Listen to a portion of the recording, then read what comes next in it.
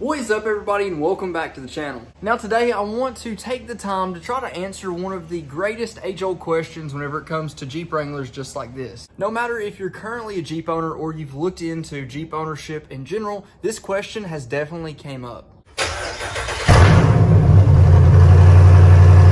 Now, if you've ever been told that Jeep Wranglers just like this are horribly unreliable and just come with a million problems, go ahead and hit that subscribe button. Now, what we're going to be going over today and hopefully debunking is the myth or the misconception that all Jeep Wranglers are just horribly unreliable. Now, granted, even from the factory, brand new, these machines do come with their own quirks and inconveniences. Now, throughout my ownership experience of owning a few different Jeep Wranglers, a couple new Jeep Wranglers, and selling many Jeeps and Jeep Wranglers in general, I've pretty much found out what those unique inconveniences are. One of the main ones that a lot of people notice is going to be that they still leak. Now, the new soft tops don't really leak that bad. I haven't really heard of a new soft top leaking unless there is a tear or a rip, which is a possibility. But for the hard tops, with the freedom panels up top, you do get a couple dribbles on your shoulder going around curves, or really anytime you flex the freedom panels right here, it creates just enough separation to leak and dribble a little bit on your shoulder. No amount of weather stripping or anything like that is really going to save you from that. They do have actual irrigation canals on these now, and it does help them a little bit, but it doesn't solve the issue. Now, moving on from that, there are some other things that are just almost expected with a Jeep. Now, these are mass-produced vehicles. They make thousands of these every single year, and they're all going to have some little flaws. One of those, and one of the most noticeable, is going to be in the paint. The paint job on the Jeep Wranglers from the factory isn't always the best. A lot of times you will find run marks on the Jeep, and that's just something to kind of expect with a mass-produced vehicle. Now, more times than not, they're not extremely noticeable. On some, they are more noticeable than others, but that doesn't really have anything to do with reliability, so it's just another little minor inconvenience. Now, moving on to something that's a little bit more of a significant issue. Back in 2020, I actually bought my first JL Rubicon brand new, and I had it for like 300 miles. Actually, the day I went to go pick up my set of 38 1550s, I had them strapped to the top and all that stuff. The transmission went out. So these are, like I already said, mass-produced vehicles, and humans pretty much put these things together. Of course, the process is pretty automated now with the robots and stuff like that, but anything that humans have their hand in making, there's going to be some issues. Now, with my transmission going out, what it really was the transmission fluid line actually had popped out. So with that, it was a simple thing that you needed to push in and twist, and apparently whenever they made it, they'd pushed it in and they just didn't twist. So that's not really a fault on the Jeep in general, but it just goes to really showcase some of the things that can happen on any vehicle that's put together by normal people. Another thing you'll hear a lot about if you're looking into getting a Jeep is that the top is pretty noisy. The top itself, not the actual road noise, which we all know is noisy, because there's just not that much sound deadening in these Jeep Wranglers. Even for the 2024, they've supposedly increased the sound deadening with thicker carpets and things like that, but it's still not going to be like a normal car. It's going to be a little bit louder. Now, aside from that, the top itself is noisy if you reinstall it incorrectly, if it's not installed correctly from the factory. Even if you install it correctly, it still makes some pops and creaks. It's just simply because of the material of the top and the way that you can actually take it off and put it back on. The top is bolted on, so there's going to be a little bit of movement. Sometimes you're going to hear some pops and creaks and weird noises, but it just comes with having a removable hardtop. That happens a lot. Now, just to hit one more inconvenience you may run into with a Jeep product in general, especially a Jeep Wrangler, has to do with the technology.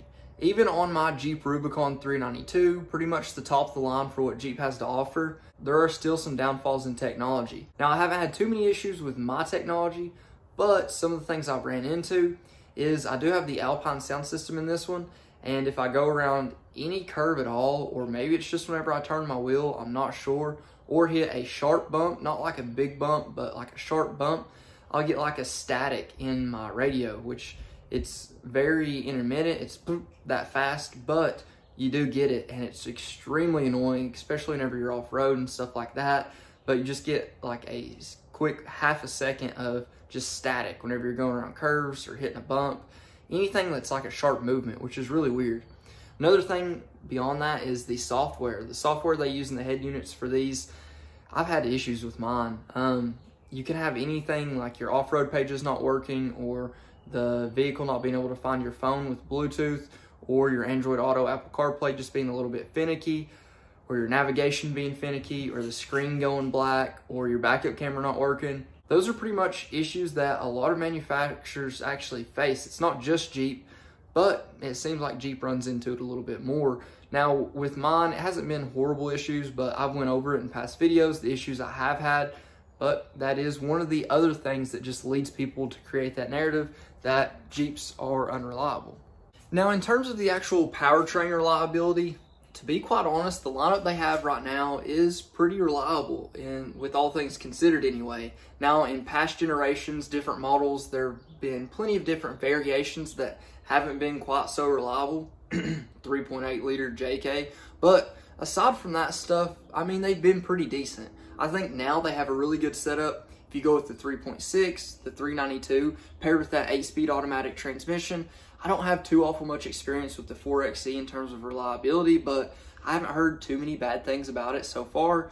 The 2.0 liter that they offer in the Jeep Wrangler is another good option. I have heard about more issues with the 2.0 liter than I have with the 3.6 and the 392. They're just a bit more tried and true, but the 2.0 is still supposedly a decent option, and I don't think that anyone should really be scared of it since they've been making it for quite a bit longer.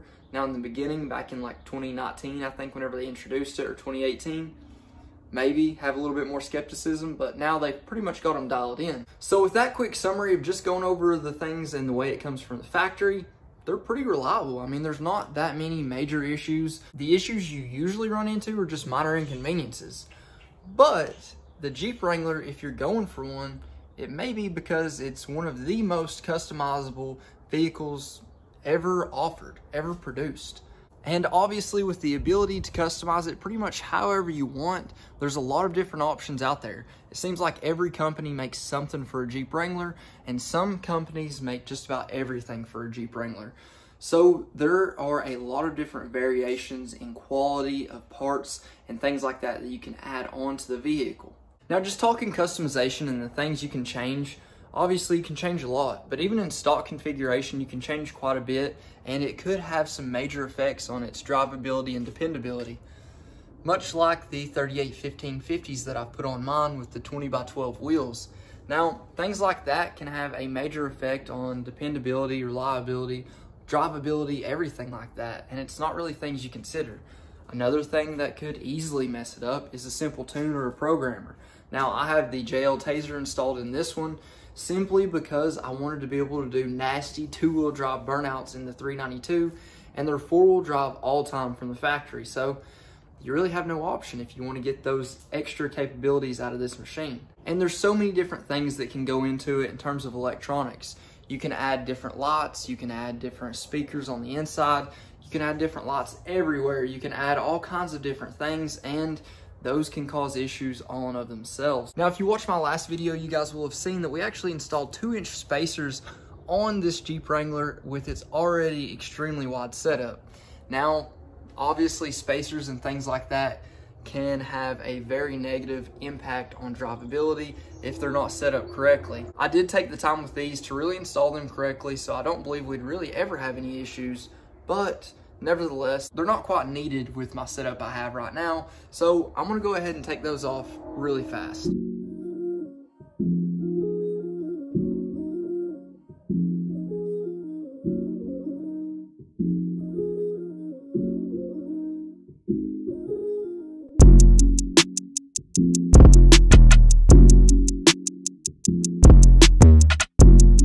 Now, one thing a lot of people don't consider is how all of these aftermarket accessories can really affect the dependability of our Jeep Wranglers. How many Jeep Wranglers do you really hear of having major issues that are stock?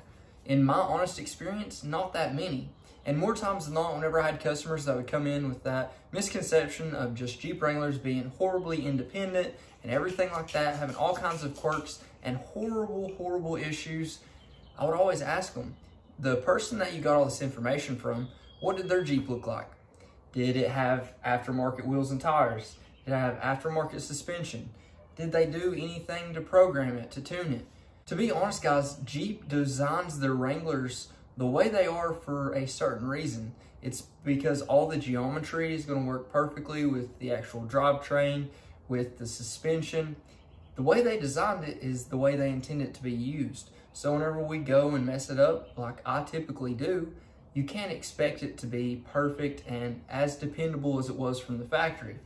Now, granted, a lot of things that you add aren't going to really change it that much, and I'm not trying to say this to discourage anybody from fixing their vehicle up. I'm honestly just making this video to serve as a reference for the people that are looking into Jeep Wrangler ownership. And there's a lot of bad stuff out there. People just saying that they're absolutely horrible, and they're not really explaining why they're saying it's horrible. They're not saying that they bought a budget lift kit and threw it on and now it doesn't ride right. They're not saying that they put 40-inch tires on a Dana 30 and now it's got death wobble. They're not mentioning the fact that they put an edge tuner in it and now it's all messed up. A lot of those things get left out whenever something goes wrong. I think, and I honestly always put myself in the right mindset, whenever I add something, what could this mess up? What are the dependability, drivability features I'm going to lose by adding this part? And for me, as long as I can justify it, I follow through with it and I add it on. I don't really mind losing a little bit of drivability, dependability for whatever I'm trying to add on, because to me, I can justify it. So I think that Jeep Wranglers are quite a bit more dependable, reliable, and way more robust than people give them credit for, because to be honest, we throw a lot of this stuff at them and they just take it. They take a lot of abuse from a lot of customers just not servicing them correctly. I can't tell you how many customers I've had bring in Wranglers with 30, 60,000 miles with only having 1 or 2 oil changes, and they're still going right along.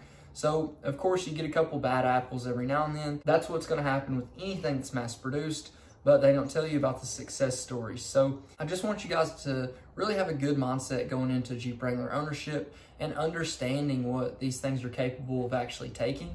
And if you want to add the aftermarket accessories, just do your research to see what kind of effects that could have on your Wrangler.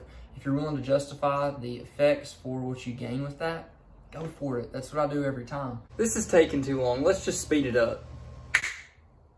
So I hope this video at least helps someone that's either on the fence about becoming a new Jeep owner or just the typical skeptic. In my honest experience, I've really had a great experience with the Jeep Wranglers in general. All the way back from the TJs, the JKs, the JLs. If you do something stupid to them, expect something stupid to happen.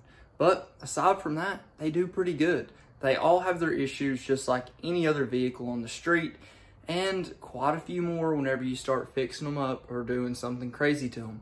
But you should expect that, and as long as you have the right mindset going in, it'll all be okay. Now, if you guys haven't already, please like, comment, subscribe. Let me know what you think. Let me know what you want to see next. But until then, Godspeed. And this is a prime example of some of the things that can definitely mess up your Wrangler.